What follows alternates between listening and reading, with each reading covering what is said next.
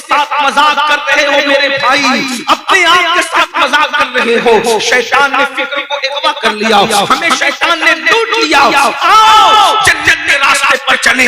جنت کا راستہ کون سا ہے؟ عقیدے کے معاملے میں صرف اور صرف اہل سنت کا راستہ اہل جنت کا راستہ ہے. نماز کا راستہ جنت کا راستہ ہے. ولیوں کی محبت کا راستہ جنت کا راستہ ہے. اہل بیت کی محبت کا راستہ جنت کا راستہ ہے. صحابہ کا راستہ محبت کا راستہ جنت کا راستہ ہے. رمضان کے روزوں کا راستہ جنت کا راستہ ہے. سچ بولنا جنت کا راستہ ہے. نگاہوں کی حفاظت کرنا جنت کا راستہ ہے. میرے امام کہتے ہیں تیرے غلاموں کا نقشے قدم خدا وہ کیا بہن سکے جو یہ سراغ لے کے چلے. لہر میں عشق رکھے شہداد لے کے چلے. اندھیری رات سنی تھی چراغ لے کے چلے. ہم میں سے کوئی ایسا نہیں میرے بھائی جو اللہ کے عذاب کو برداشت کر سکے. اللہ کا عذاب کوئی برداشت نہیں کر سکے گا. جہنم میں اتنے خطرناک عذاب، ایسے ایسے عذاب ہیں جہنم کے اندر. اللہ تبارک و تعالی ارشاد فرماتا ہے یا ایھا الذین آمنوا قوا انفسکم واہلیکم نارا. اے ایمان والو اپنے آپ کو اور اپنی اولاد کو اپنے گھر والوں کو جہنم کی اس آگ سے بچاؤ جس کا ایندھن انسان اور پتھر ہے.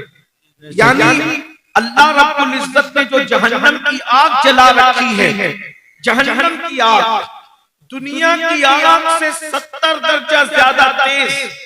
یہ جو دنیا کی آگ ہے اس سے 70 درجہ زیادہ اس میں حرارت ہے، اس میں تیزی ہے. اللہ فرماتا ہے اس آگ کا ایندھن لکڑی نہیں ہے، اس آگ کا ایندھن کوئلہ نہیں ہے، بلکہ اللہ ارشاد فرماتا ہے اس آگ کا جو جہنم کی آگ ہے وہ انسانوں سے جلتی ہے، وہ انسانوں سے بھڑکائی جائے گی، وہ پتھروں سے بھڑکائی جائے گی. اللہ کے رسول صلی اللہ علیہ وآلہ وسلم جہنم کی آگ کو بیان کرتے ہوئے ارشاد فرماتے ہیں 1000 سال تک اللہ نے جب جہنم کی آگ کو بھڑکایا ہے تو وہ سرخ ہو گئی، یعنی لال ہو گئی. ذرا غور فرمائیں، عورتیں چولہا سلگاتی ہیں تو حرارت کا عالم کیا ہوتا ہے.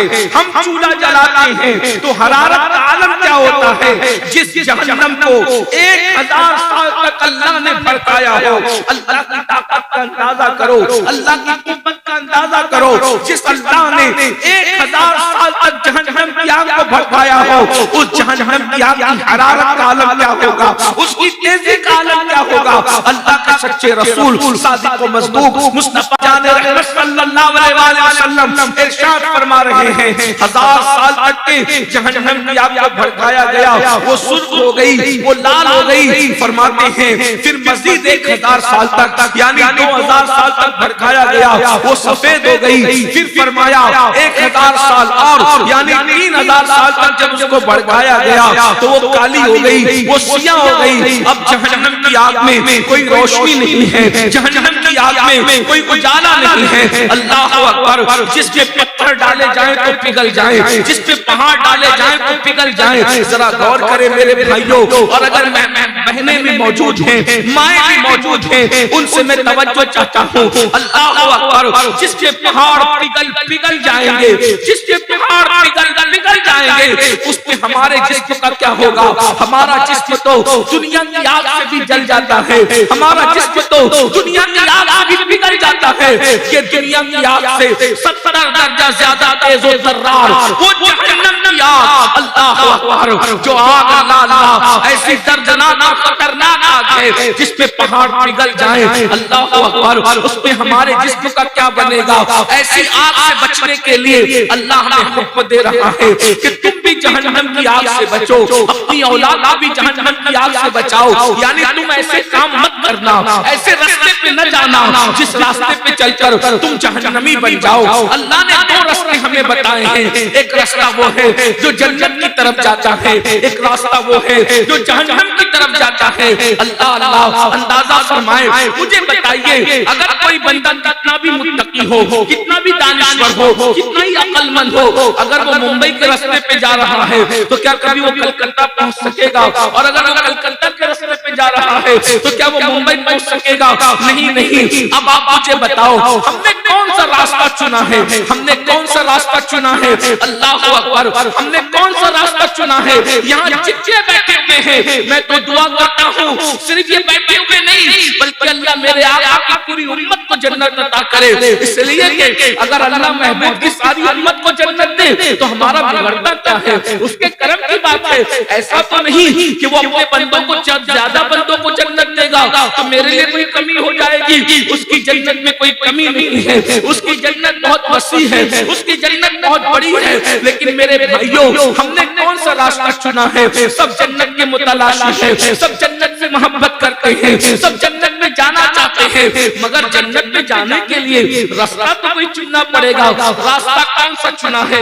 اللہ اکبر، بہت افسوس کی بات ہے اگر کوئی بندہ ممبئی کا راستہ پکڑ کر دعویٰ کرے کہ میں نے جانا کلکتہ ہے تو لوگ مذاق اڑائیں گے، کتنا پاگل ہے، کتنا بے وقوف ہے، ممبئی کے راستے پہ چل کے کلکتہ جانے کا خواب دیکھ رہا ہے۔ آپ بتائیں جب ممبئی کے راستے پہ چلنے والا کلکتہ نہیں پہنچ سکتا تو جہنم کے راستے پہ چلنے والا جنت میں کیسے پہنچ سکتا ہے؟ ہم نے راستہ کون سا چنا ہے؟ جہنم کا راستہ چنا ہے، اس لیے کہ نشہ جو کر رہے ہیں وہ جہنم کا راستہ چننے والے لوگ ہیں، جو حرام روزی کما رہے ہیں وہ جہنم کا راستہ چننے والے لوگ ہیں، جو شراب پی رہے ہیں وہ جہنم کا راستہ چننے والے لوگ ہیں، جو جھوٹ بول رہے ہیں وہ جہنم کا راستہ چننے والے لوگ ہیں، جو فجر کی نماز میں نہیں اٹھتے وہ جہنم کا راستہ چننے والے لوگ ہیں، جو عورتوں پر پاپ کی نظریں ڈال رہے ہیں وہ جہنم کا راستہ چننے والے لوگ ہیں، جو اپنی اولاد کی صحیح تربیت نہیں کر رہے ہیں وہ جہنم کا راستہ چننے والے لوگ ہیں، جو اپنے ماں باپ کی نافرمانی کر رہے ہیں وہ جہنم کا راستہ چننے والے لوگ ہیں، جو پڑوسیوں کا حق ادا نہیں کرتے وہ جہنم کا راستہ چننے والے لوگ ہیں، جو اپنی بیوی کا حق ادا نہیں کرتے وہ جہنم کا راستہ چننے والے لوگ ہیں۔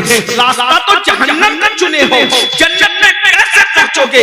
اپنے ساتھ مذاق کر رہے ہو میرے بھائی، اپنے آپ کے ساتھ مذاق کر رہے ہو۔ شیطان نے فکر کو اغوا کر لیا، ہمیں شیطان نے لوٹ لیا۔ آؤ جنت کے راستے پر چلیں۔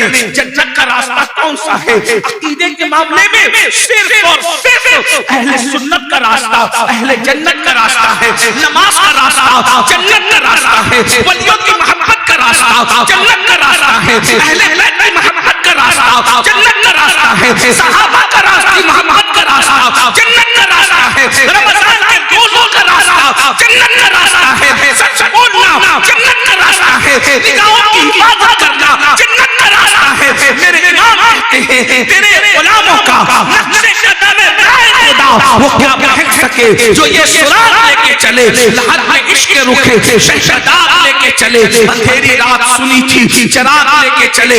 ہم میں سے کوئی ایسا نہیں میرے بھائی جو اللہ کے عذاب کو برداشت کر سکے، اللہ کا عذاب کوئی برداشت نہیں کر سکے گا۔ جہنم میں اتنے خطرناک عذاب، ایسے ایسے عذاب ہے جہنم کے اندر، اللہ کے رسول نے اس کو دیکھ کر بیان فرمایا، حضور نے شب معراج دیکھ کر بیان فرمایا جہنم کا عذاب کوئی برداشت نہیں کر سکتا۔ بہت سی باتیں میں بیان نہیں کر سکوں گا کیونکہ میرے پاس ایک گھنٹے کا وقت تھا جس میں سے 15 سے 20 منٹ جا چکے۔ تھوڑی دیر میں نے آپ کے سامنے بات کرنا ہے لیکن آپ توجہ سے سننا، غور سے سننا۔ اللہ کے رسول صلی اللہ علیہ وسلم نے شب معراج جب جہنم کو دیکھے تو اس میں بہت سے عذاب دیکھے۔ مثلا اللہ کے رسول علیہ الصلوۃ والتسلیم فرماتے ہیں کہ میں نے دیکھا کہ کچھ لوگ ہیں جو خون اور پیپ کے دریا میں گوتا لگا، کھولتا ہوا خون ہے جہنم کے اندر، کھولتا ہوا پیپ اور خون ہے اور وہ اسی کے اندر ڈبکیاں لے رہے ہیں۔ میں نے پوچھا جبریل یہ کون ہے؟ تو میں جبریل نے عرض کی یا رسول اللہ صلی اللہ علیہ وسلم یہ آپ کی امت کے وہ لوگ ہیں جو حرام کھایا کرتے ہیں، حرام کا لقمہ کھاتے تھے۔ آج لوگ لاٹری کھیلتے ہیں، لوگ کیرم کھیلتے ہیں، لوگ جوا کھیلتے ہیں، لوگ تاش کے پتے کھیلتے ہیں، لوگ شرطیں لگاتے ہیں، قرض کے جوا کی جتنی قسمیں علماء نے بیان کی ہیں سب حرام، حرام طریقے سے جو بھی روزی کماؤ گے جہنم کے کے اندر خون اور پیپ کے دریا کے اندر ڈبائے جاؤ گے. اور جو ایک لقمہ حرام نہ کھائے 40 دن تک اللہ اس کی کوئی عبادت قبول نہیں کرتا. اگر اسی حالت میں وہ مر جائے تو اللہ تبارک و تعالیٰ اس پر جنت کی خوشبو بھی حرام کر دیتا ہے. آج لوگ موبائل چوری کر رہے ہیں, کسی کی زمین پہ قبضہ کر رہے ہیں, لوگ جھوٹ بول کے کما رہے ہیں, دھوکہ دے کے کما رہے ہیں, مال میں ملاوٹ کر کے کما رہے ہیں. اپنے مذہب میں اس کی گنجائش نہیں. حلال سے کماؤ, حلال میں برکت ہے, برکت. اللہ نے حرام میں برکت نہیں رکھی, اللہ نے حلال میں برکت رکھی. حرام کمانے والے کے پاس مال زیادہ آ سکتا ہے مگر اس کو کبھی سکون نہیں رہے گا. شور کتنے اچھے سے سب پورا مجمع سن رہا ہے, یہ چند بھائی شور کر رہے ہیں. سن لو بھائی, تھوڑی دیر سن. اتنی محنت سے ہزاروں لوگ آپ جمع کرتے ہو, ایک دو آدمی چلا کر پورے محفل کا مذاق کرتے. کوئی بات بنا سن, میں بیٹھا ہوں, بیٹھے ایک بار درود شریف پڑھ لو. اللہم سیدنا مولانا محمد وعلی آلِ سیدنا وعلی آلِ سیدنا مولانا محمد. مذہب میں حلال ہمارے لیے لازم ہے. طلب الحلال فریضۃ علی کل مسلم. ہر مسلمان پہ حلال کا طلب کرنا فرض ہے. حلال کی برکت ہے. آپ دیکھو فرعون نے حرام اور نمرود نے حرام کام کیے. آج نہ فرعون ہے نہ نمرود ہے نہ اس کی دولت ہے, لیکن حضرت عثمان غنی نے حلال کے ذریعے سے روزی کمائی. عثمان غنی دنیا سے چلے گئے مگر حضرت عثمان کی دولت آج بھی دنیا کے اندر موجود ہے. سبحان اللہ. آپ جب تکبیر, نعرہ رسالت, نعرہ حیدری. آپ جب مدینہ منورہ جاتے ہو تو حضرت سیدنا عثمان غنی نے جو ان کے مال سے جو حرم کے لیے بلڈنگیں وقف کی گئی ہے, آج بھی لکھا ہوا ہے کہ حضرت عثمان کی طرف سے یہ بلڈنگ حرم کے لیے وقف ہے. یعنی دولت عثمانی آج بھی موجود ہے. سچائی سے کماؤ, دیانتداری سے کماؤ, حلال سے کماؤ. تھوڑی دیر میں ترقی ہوگی لیکن ایسی ترقی ہوگی کہ وہ ترقی کبھی ختم نہیں ہوگی. حرام کے ذریعے سے جلدی جلدی ترقی ہوگی لیکن اس کے بعد آپ کو سکون نہیں ملے گا. حرام جتنی تیزی سے آتا ہے اتنی تیزی سے چلا جاتا ہے. اس لیے حلال ہمیشہ باقی رہنے والا ہے, حرام ہمیشہ باقی رہنے والا نہیں ہے. اس لیے میرے آقا صلی اللہ علیہ وآلہ وسلم نے فرمایا جہنم کے اندر میں نے خون اور پیپ کے دریا میں حرام کھانے والوں کو ڈوبتے دیکھا, ان کو ڈبکیاں لیتے دیکھا. اس کے بعد میرے آقا اور تم سب کے آقا و مولا مصطفیٰ جان رحمت مالک کونین صلی اللہ علیہ وآلہ وسلم ارشاد فرماتے ہیں میں نے کیا دیکھا کہ کچھ لوگ ہیں جو جن کے ناخن لوہے کے ہیں, لوہے کے ناخن ہیں, اور لوہے کے ناخن سے وہ اپنے چہروں کو جو وہ نوچ رہے ہیں, اپنے سینوں کو نوچ رہے ہیں. اللہ اکبر. آپ اندازہ کریں اگر کسی کے ناخن ہو اور ناخن ہمارے اپنے ناخن ہوتے ہیں, ہم اس سے کھجا لیتے ہیں تو کتنی تکلیف ہوتی ہے, زخم ہو جاتا ہے. لیکن ان ناخن کی بجائے, انسانی ناخن کی بجائے اگر کسی کے ناخن لوہے کے ہو جائیں, کسی کے ناخن جو ہے لوہے کے ہو جائیں, تانبے کے ہو جائیں, پیتل کے ہو جائیں, اور وہ اپنے منہ کو نوچے, اپنے سینے کو نوچے, اس کا کیا بنے گا؟ اللہ اکبر. صحابہ کرام رضوان اللہ تعالی علیہم اجمعین نے یہ سنا تو حیران رہ گئے. اور جب میرے آقا نے فرمایا یہ منظر میں نے دیکھا تو میں نے جبریل سے پوچھا اے جبریل یہ کون لوگ ہیں؟ تو جبریل امین نے کیا یا رسول اللہ یہ آپ کی امت کے وہ لوگ ہیں جو دنیا کے اندر چغل خوری کیا کرتے تھے, یعنی اندر کی بات بدر لگایا کرتے تھے اور لوگوں کی غیبت کیا کرتے تھے, یعنی پیٹ پیچھے لوگوں کی برائی بیان کیا کرتے تھے. اللہ اکبر. آج یہ دونوں چیزیں ہمارے درمیان عام ہیں. پہلے عورتیں غیبت کرتی تھی, اب مرد بھی غیبت کرتے ہیں. پہلے عورتیں چغلیاں کرتی تھی, اب مرد بھی چغلیاں کرتے ہیں. ادھر کی بات ادھر لگانا, اس کو چغلی کہتے ہیں۔ اللہ کے رسول صلی اللہ علیہ وآلہ وسلم ارشاد فرماتے ہیں چغل خوروں پر اللہ نے جنت کی خوشبو بھی حرام کرتی ہے، جو ادھر سے سن کے ادھر لگاتے ہیں، ادھر سے سن کے ادھر لگاتے ہیں، مسلمانوں میں جدائی پیدا کرتے ہیں، مسلمانوں میں اختلاف پیدا کرتے ہیں، میاں بیوی میں اختلاف پیدا کیا جا رہا ہے چغل خوری کی وجہ سے، بھائی بھائی میں دنیا پیدا کی جاتی ہے چغل خوری کی وجہ سے، پیر پیر میں دنیا پیدا کی جاتی ہے چغل خوری کی وجہ سے، عالم عالم میں دنیا پیدا کی جاتی ہے چغل خوری کی وجہ سے۔ اگر چغل خوری بند ہو جائے تو امت کے 90% جھگڑے ختم ہو جائیں۔ یاد رکھو ہمیں جوڑنے کے لیے اللہ نے دنیا میں بھیجا ہے، ہمیں توڑنے کے لیے نہیں بھیجا۔ اللہ کو توڑنا پسند نہیں ہے، اللہ کو جوڑنا پسند ہے۔ جو اللہ کے بندوں کو جوڑا کرتے ہیں اللہ انہیں اپنی رحمت سے جوڑ لینا ہے، جو اللہ کے بندوں کو توڑا کرتے ہیں اللہ انہیں اپنی رحمت سے دور کر دیتا ہے۔ تفسیر خزائن العرفان کے اندر علامہ سید نعیم الدین مراد آبادی رحمت اللہ علیہ لکھتے ہیں کہ جو مسلمانوں کے درمیان اختلاف اور پھوٹ پیدا کرے وہ شیطان کی اولاد ہے۔ اللہ کے رسول نے اس کا ایکو کم کر دو تاکہ لوگوں کو بات سمجھ میں آئے۔ اللہ کے رسول صلی اللہ علیہ وآلہ وسلم فرماتے ہیں جو مسلمانوں کے درمیان جدائی اختلاف پیدا کرے، فتنہ پیدا کرے، لڑائے مسلمانوں کو آپس میں لڑائے، وہ شیطان کی اولاد ہے، وہ شیطان کی ذریت سے۔ دو دوستوں کے درمیان پھوٹ نہ ڈالو، دو بھائیوں کے درمیان پھوٹ نہ ڈالو، یہ چغل خوری کی نحوست ہے۔ اللہ کے رسول نے منع فرمایا، اور جو چغلی سے بچے گا یعنی ادھر کی بات ادھر، ادھر کی بات ادھر کرنے سے بچے گا، انعام کیا ہے؟ امام غزالی رحمت اللہ علیہ بہت خوبصورت واقعہ لکھتے ہیں۔ واقعہ یہ ہے کہ حضرت یوسف علیہ السلام کے بھائیوں نے آپ کو مار پیٹ کر کے کنویں میں ڈال دیا، اور ان کا کرتا اتارا اور بکری ذبح کر کے کرتے کو بکری کے خون میں بھگو کر کے روتے ہوئے آئے اور اپنے ابا حضرت یعقوب علیہ السلام سے کہنے لگے یوسف کو بھیڑیا کھا گیا، اور ثبوت کے طور پہ بھیڑیا بھی پکڑ کے لائے کہ یہی بھیڑیا کھایا، یہی نالائق کمبخت اس نے کھایا۔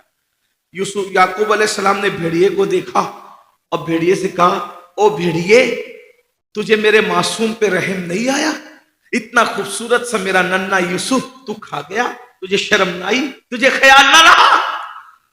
انبیاء جانوروں کی باتیں سمجھتے ہیں اور جانور انبیاء سے باتیں کرتے ہیں۔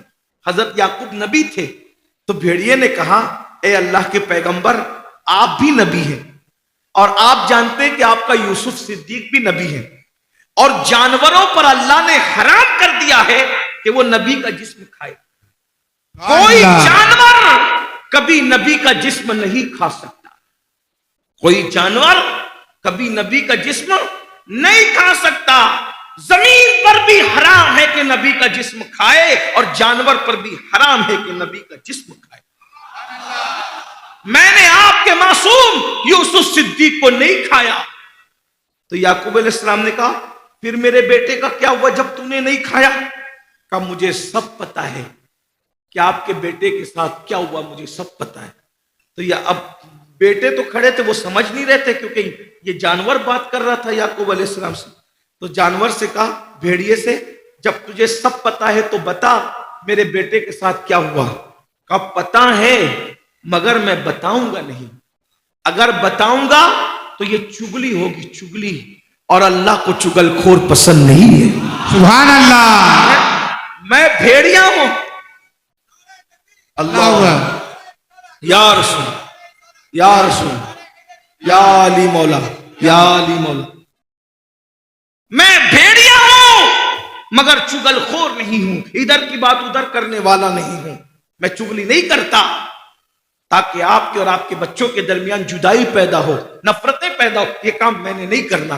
اللہ کو اس بھیڑیے کی ادا اتنی پسند آ گئی کہ بتا دیا گیا اصحاب کہف کا کتا جیسے جنت میں جائے گا ویسے حضرت یوسف علیہ السلام کا بھیڑیا بھی جنت میں جائے گا۔ سبحان اللہ، اللہ یا رسول اللہ یا جیسے حضرت اصحاب کہف کا کتا جنت میں جائے گا، امام غزالی لکھتے ہیں یوسف علیہ السلام کا بھیڑیا بھی جنت میں جائے گا۔ مجھے بتاؤ اگر بھیڑیا چغل خوری سے بچ جائے चीजों से बच जाएं तो अल्लाह उनको जन्नत क्यों नहीं अता फरमाए। सुभान अल्लाह। चुगलखोरी ना करें यार। मेरे अजीज, मेरे भाइयों, आज हमारे घर में जो नफरतों का माहौल है, एक दूसरे का मुंह नहीं देखना चाहते, उसकी सबसे बड़ी वजह चुगलियां हैं। चुगलखोरी से, इधर की बात उधर करने से दोस्तों में दूरियां पैदा होती है, माँ बाप के दरमियान और बच्चों के दरमियान दूरियां पैदा होती है, बहनों बहनों के दरमियान दूरियां पैदा होती है। बल्कि एक बात मैं आपको बताऊं, अगर मुसलमान को मिलाने के लिए, अगर मुसलमान को दूसरे मुसलमान से मिलाने के लिए झूठ भी बोलना पड़े तो बोल दो। वो सच जो मुसलमानों में जुदाई पैदा करे, उसकी बजाय वो झूठ जो मुसलमानों को एक दूसरे से मिलाता। सुभान अल्लाह। उसकी हैसियत झूठ की नहीं है। जैसे दो दोस्त लड़ रहे हो और आपस में लड़ रहे हो तो तेल डालने के लिए ये ना कहो हाँ वो तो तेरी बुराई करता था, ये क्यों कहते हो, दूर हो जाएंगे। उससे बेहतर ये कहो यार तू तो उसके बारे में गुस्से में है, वो तो तेरी बड़ी तारीफ करता है, तेरे पेट पीछे मोहब्बतों का इजहार करता है। मिला दो। अल्लाह को मिलाना, जो दो मुसलमानों को आपस में मिलाते हैं, अल्लाह उनको ओहद पहाड़ सोना खैरात करने से ज्यादा सवाब अता फरमाता है। सुभान अल्लाह। लोग तो मियां बीवी में नफरत डालने के लिए किस्से करते हैं, झूठ करते हैं। आज हर घर में आग लगी हुई है। चुगली पे कंट्रोल करो। और फिर गीबत बुज़दिल लोग करते हैं। गीबत बुज़दिल लोग करते हैं। गीबत क्या है? गीबत ये है कि किसी के पीठ पीछे उसके बारे में ऐसी बात करना कि अगर उसके सामने कहीं जाए तो उसका दिल दुखे। ये गीबत क्या है? अल गीबतो अशद्दु मिनज़ ज़िना, कि जिना से भी बुरा काम है गीबत करना। पीठ पीछे किसी की बुराई मत करो, बल्कि हदीस पाक में आया है जो किसी की बुराई करता है, गीबत करता है, गोया वो अपने मरे हुए भाई का गोश्त खाता है। क़यामत के दिन उनके सामने मुर्दा भाइयों का गोश्त रखा जाएगा, लोग खाओ। खा सकोगे अपने मरे हुए भाई का गोश्त? है किसी में हिम्मत मुर्दा भाई का गोश्त खाने की? मगर गीबत करने वालों को उनके मुर्दा भाई का गोश्त खिलाया जाएगा। क्यों गीबत करते हो? शैतान ने तुम्हें गीबत में मुब्तला कर दिया। दुनियादार तो दुनियादार हम देख रहे हैं, जिन्हें मजहब के ठेकेदार होने का दावा है, आज वो तबका भी शैतान का अलयकार बना। मस्जिद में बैठ के गीबतें हो रही है, मदरसों में बैठ के गीबतें हो रही है, जलसों के अंदर गीबतें हो रही है। अरे इतना कहना किसी के पीठ पीछे कि उसकी आस्तीन तो बड़ी लंबी थी, बुजुर्गों ने कहा यह भी गीबत में शुमार हो सकता है। उसकी नाक तो बड़ी चपटी है, यह भी गीबत में शुमार सकता है। उसका कुर्ता तो बड़ा लंबा है, यह भी गीबत में शुमार हो सकता है। उसका कद तो बड़ा नाका है, यह भी गीबत में शुमार हो सकता है। और गीबत ज़िना से बदतर है। और गीबत करने वालों को भी जन्नत की खुशबू भी नसीब नहीं होगी। बहुत इतराते हो जन्नती होने पर, रसूलुल्लाह ने ऐलान कर दिया गीबत करने वालों को जन्नत की खुशबू भी नसीब नहीं होगी। अल्लाह अकबर। इमाम हसन बसरी कहा करते थे कि जो किसी की गीबत करता है, अपनी नेकी उसके नामे अमाल में डालता है और उसका गुनाह अपने नामे अमाल में लेता है। यानी अपने की तुम कर रहे हो, ट्रांसफर किसी और के खाते में कर रहे हो, और उसका महीने में जाकर। एक दौर वो था कि लोग मुसलमानों के चेहरे देख के मुसलमान होते थे। आज हमारे चेहरे पे वो रौनकें नहीं है, मोमिनाना रौनकें नहीं है। कॉस्मेटिक आइटम इस्तेमाल कर रहे, खूबसूरत दाढ़ियां रख रहे, खूबसूरत टोपियां पहने, लेकिन वो रौनक नहीं है जो कभी हुजूर गौसुल आजम दस्तगीर के चेहरे पे देखी गई। सुभान अल्लाह। जो कभी सरकार गरीब नवाज के चेहरे पे देखी गई, जो कभी इमाम आजम के चेहरे पे देखी गई, जो हजरत महबूब इलाही के चेहरे पे देखी गई। मेरे भाई, अपने वक्त का सही इस्तेमाल करो। और कितनी बड़ी बात कह दी गई कि गीबत ज़िना से बुरी चीज है। ज़िना से बचते हो तो गीबत से क्यों नहीं बचते? और एक बात ये भी, लोग इतने मुत्तकी हो गए, सो कॉल्ड मुत्तकी, कि सारी गीबत करने के बाद आखिरी में कहते अल्लाह तौबा, हम गीबत करने के लिए थोड़ी कह रहे थे, हम तो ऐसी बात बताने के लिए कह रहे थे। तो अगर पेशाब को शरबत कह के पियोगे तो क्या वो पेशाब शरबत हो जाएगा? सारी गीबत कह के भी आखिरी में कहते हो कि हम तो गीबत नहीं कर रहे थे। औरतों की आदत खास तौर पे पूरी पूरी रात बैठ के गीबतें करेगी और कहेगी अल्लाह तौबा इस्तगफार, हम थोड़ी गीबत करने वाले लोग हैं, अल्लाह हमको भी माफ करे उसको भी माफ करे, हमने तो एक दूसरे को बताने के लिए कहा।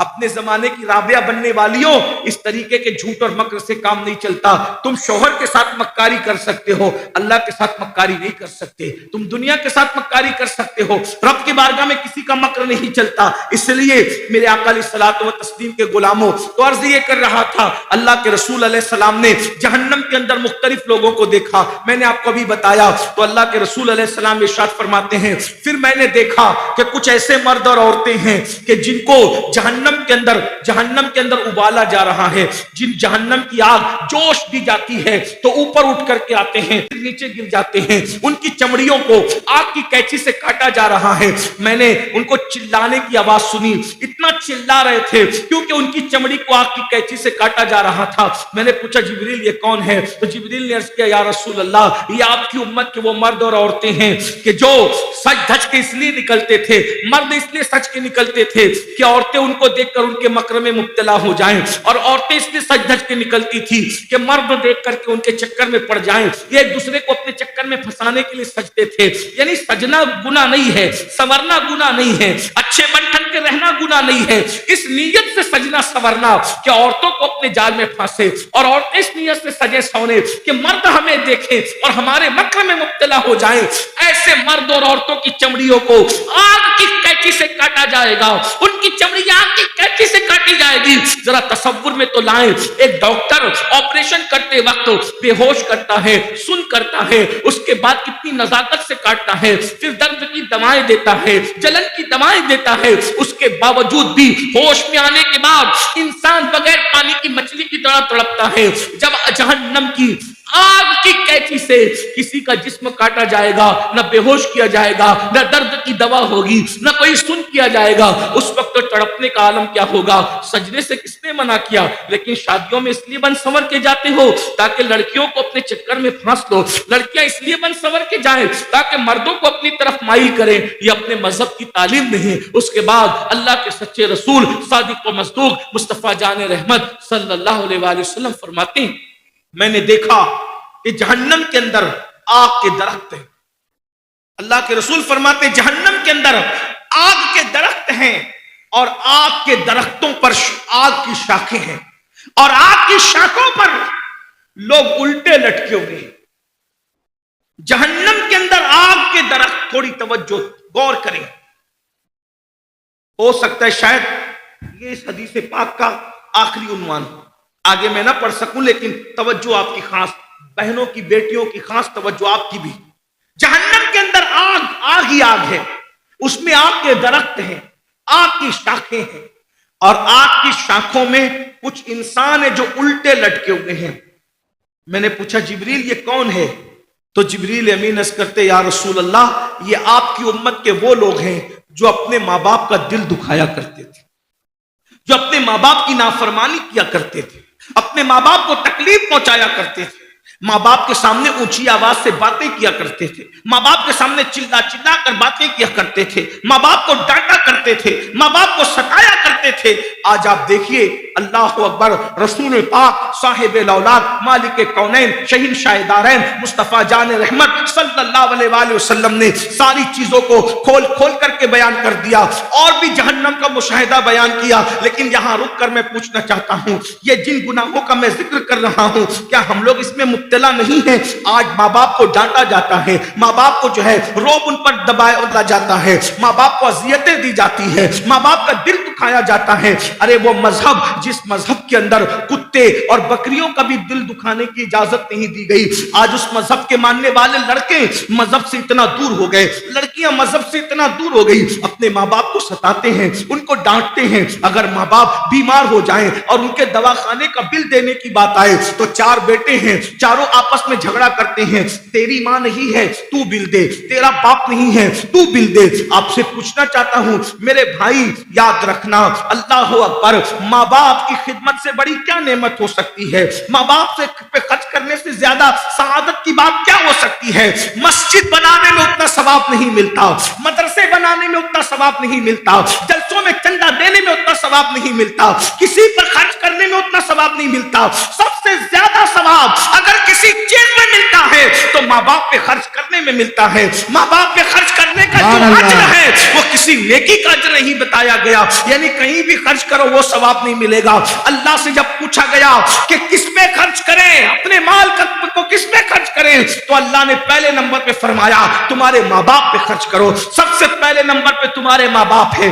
آج ہم دوستوں پہ تو خرچ کرنا چاہیے, بچوں پہ تو خرچ کرنا چاہیے, بیوی پہ تو خرچ کرنا چاہیے, لیکن ماں باپ پہ خرچ کیوں نہیں کرتے؟ جب ماں باپ پہ خرچ کرنے کی بات آتی ہے دل چھوٹا کرتے ہو. یاد رکھنا, جو ماں باپ کی خوشی کے لیے ان پہ خرچ کرے گا اللہ اس کی نسلوں کو مالدار کرے گا, اللہ اس کی 7 پشتوں کو مالدار کرے گا. اس لیے کہ جو لمبی عمر چاہتا ہے وہ ماں باپ کی خدمت کرے. آپ جانتے ہیں اللہ کے رسول, سچے رسول, صادق و مصدوق مصطفیٰ جان رحمت صلی اللہ علیہ وآلہ وسلم فرماتے ہیں ماں باپ کی خدمت کرنے والے کی عمر صرف 3 دن رہ جاتی ہے. ماں باپ کی خدمت کرنے والے کی عمر صرف 3 دن بچتی ہے, تو ماں باپ کی خدمت کی برکت سے اللہ اس 3 دن کو کبھی 3 سال بڑھا دیتا ہے. سبحان اللہ. کوئی ڈاکٹر عمر نہیں بڑھا سکتا, بڑے سے بڑا ڈاکٹر عمر نہیں بڑھا سکتا, بڑے سے بڑا عالم تعویذ دے کر عمر نہیں بڑھا سکتا, لیکن یہ ماں باپ کی خدمت ہے. اگر مرنے میں صرف 3 دن بچے ہیں تو ماں باپ کی خدمت کی برکت سے اللہ 3 دن کی عمر کو 3 سال تک بڑھاتا ہے. اگر خدمت اور زیادہ ہے تو صرف 3 سال نہیں بلکہ اللہ 30 سال تک بھی بڑھا دیتا ہے. اور پھر میرے آقا فرماتے ہیں, اللہ کے سچے رسول فرماتے ہیں, فقی ابو اللہ سمرقندی اس حدیث کو لکھ رہے ہیں, حوالہ بھی نوٹ کرتے جائے, ایسے نہیں سمجھے کہ میں یوں ہی کہہ رہا ہوں, یوں ہی نہیں کہہ رہا ہوں. اتنے بڑے فقیہ امام الفقہا فقہ حنفی کی جب تاریخ مرتب ہوتی ہے تو فقی ابو اللہ سمرقندی کے بغیر مکمل نہیں ہوتی. وہ عظیم ہستی ہے فقی ابو اللہ سمرقندی رضی اللہ تعالیٰ عنہ ارشاد فرما رہے, لکھ رہے حدیث پاک کہ 3 دن کی عمر 3 سال میں بدل جاتی ہے, اور کبھی خدمت زیادہ ہوتی ہے تو 3 سال 30 سال تک پہنچ جاتے ہیں. اگر کوئی اپنے ماں باپ کو ستاتا ہے, تکلیف پہنچاتا ہے, دل دکھاتا ہے, اذیت پہنچاتا ہے اور اس کی عمر 30 سال ہوتی ہے تو اللہ 30 سال کو گھٹا کے کبھی 3 سال کر دیتا ہے. اور بدتمیزی کرتا ہے تو وہ 3 سال بھی 3 دن میں تبدیل ہو جاتے ہیں اور انسان جلدی دنیا سے چلا جاتا ہے. غور فرمائیے, آج کے لڑکے بوڑھے ماں باپ کو گھر کا کچرا سمجھتے ہیں, ان کو کوئی اہمیت نہیں دیتے. علماء آ جائیں, مشائخ آ جائیں, سادات آ جائیں, بزرگ آ جائیں, ان کے ہاتھ چومنے کے لیے ہزاروں کی بھیڑ جمع ہوتی ہے. اچھی بات ہے, ہم منع نہیں کرتے, بالکل منع نہیں. چومو سیدوں کے ہاتھ برکت ملے گی, چومو علماء کے ہاتھ برکت ملے گی, چومو پیروں کے ہاتھ برکت ملے گی, لیکن ان علماء کی موجودگی میں کہہ رہا ہوں کسی بھی بزرگ کا ہاتھ چومنے میں وہ برکت نہیں ہے جو تمہارے ماں باپ کے ہاتھ چومنے میں برکت ہے. سبحان اللہ. آپ کیا سمجھ رہے ہو؟ ان بڈھے ماں باپ کو جو تم نے گھر کا کچرا سمجھا ہے, تمہارا سب سے بڑا مرشد تمہارے ماں باپ ہیں. تمہارے لیے کوئی دعا کر دے, اگر امین القادری دعا کر دے, یہ بزرگ لوگ دعا کر دے, اللہ چاہے تو دعا رد کرے, اللہ چاہے تو دعا کو قبول کر لے, اللہ کی مرضی پر ہے. اللہ سے کوئی پوچھنے والا ہے؟ جب وہ یوسف علیہ السلام کے خواب کو پورا کرنے میں 50 سال لگاتا ہے, 50 سال گزار بے نیاز ہے. حضرت نوح علیہ السلام کی دعا کا اثر ظاہر کرنے میں 50 سال لگاتا ہے, اس کی اپنی شان ہے. حضرت ابراہیم علیہ السلام جب حضرت لوط علیہ السلام کی قوم کے لیے دعا کرتے ہیں کہ اللہ میرے لوط کی قوم پر عذاب نازل نہ فرما, تو اللہ کہتا ہے ابراہیم تو میرا خلیل ضرور ہے, تو میرا پیارا ہے, لیکن اس کی قوم کے لیے دعا نہیں کرنا, لوط کی قوم کے لیے دعا نہیں کرنا, میں نے عذاب نازل کرنے کا فیصلہ کر لیا. ابراہیم خلیل جیسے کو دعا کرنے سے روک دیا جاتا ہے. دنیا میں 2 ہی ہستیاں ہیں جس کی دعا رد نہیں ہوتی. نمبر 1 سید الانبیاء کی دعا امت کے لیے, حضور کی دعا امت کے لیے. میرے نبی جب اپنی امت کے لیے ہاتھ اٹھاتے ہیں تو اللہ رد نہیں کرتا. عنایت کا جوڑا, اجابت کا صحرا, دلہن بن کے نکلی دعائے محمد, اجابت میں جھک کر گلے سے لگایا بڑی ناز سے جب دعائے محمد. سبحان اللہ. سب کی دعائیں اجابت تلاش کرتی ہیں اور میرے نبی کی دعا کو اجابت ڈھونڈتی نظر آتی ہے. نعرے تکبیر، نعرے رسالت. جس کی دعا کے لیے اجابت جھک جاتی ہے اس کو دعائے محمد الرسول اللہ کہتے ہیں. سبحان اللہ. یہ حضور کی دعا ہے. مگر وہی رسول فرماتے ہیں، آقا فرماتے ہیں جیسے مفہوم حدیث ہے، آقا فرماتے ہیں جیسے مجھ محمد کی دعا میری امت کے حق میں رد نہیں ہوتی، ویسے ماں باپ کی دعا ان کی اولاد کے حق میں رد نہیں ہوتی. سبحان اللہ. بے شک. اللہ اکبر. یا رسول اللہ. اتنی قیمتی دعائیں چھوڑ کر کے کہاں بھٹکتے ہو؟ ماں باپ کی دعاؤں نے کسی کو ولی بنایا، ماں باپ کی دعاؤں نے کسی کو مالدار بنایا، بے شک. ماں باپ کی دعاؤں نے کسی کو کتنی بلندی پہ. حضرت اویس کرنی جو اویس کرنی بنے یہ ماں کی دعا کی برکت ہے. مخدوم ماہیمی جو مخدوم بنے ماں کی دعا کی برکت ہے. بایزید بستامی جن کے لیے حضرت جنید بغدادی کہا کرتے تھے کہ بایزید کو ولیوں میں وہ مقام حاصل ہے جو جبریل کو فرشتوں میں مقام حاصل ہے. یہ مقام حضرت بایزید بستامی کو کیسے ملا؟ ماں کی دعا کی برکت سے ملا. سبحان اللہ. بے شک. ارے جن ماں باپ کی دعا سے ولایت مل جاتی ہے ان ماں باپ کی دعا سے روزی نہ ملے گی. روزی کے لیے بھٹکتے ہو، سب سے دعا کروا رہے ہو. پنڈوا شریف جا رہے ہو دعا کروا رہے ہو، بکیچوڑا شریف جا رہے ہو دعا کروا رہے ہو، مارا شریف جا رہے ہو دعا کروا رہے ہو، اجمیر شریف جا رہے ہو دعا کروا رہے ہو. سب جگہ جاؤ، کہیں منع نہیں ہے، لیکن تمہارے گھر میں جنت ہے. سبحان اللہ. تمہارے گھر میں محسوس کرو اللہ نے جنت تمہارے گھر میں اتاری ہے. تم تو ہرن کی طرح کر رہے ہو، جیسے ہرن کی ناک میں مشک ہے اور وہ پورا جنگل گھوم رہی ہے، کدھر ہے خوشبو کدھر ہے. او پاگل ہوئی ہرن. سب جگہ جاؤ لیکن پہلے اپنے ماں باپ کے قدموں پہ گرو، ان سے دعا لو. کسی خوبصورت سے خوبصورت انسان کو دیکھ کر وہ ثواب نہیں ملتا جو ماں باپ کے جھری پڑے ہوئے چہروں کو دیکھ کر ملتا ہے. سبحان اللہ. میرے آقا فرماتے ہیں جو ماں باپ کا چہرہ دیکھے اللہ اسے مقبول حج کا ثواب عطا فرمائے. بے شک.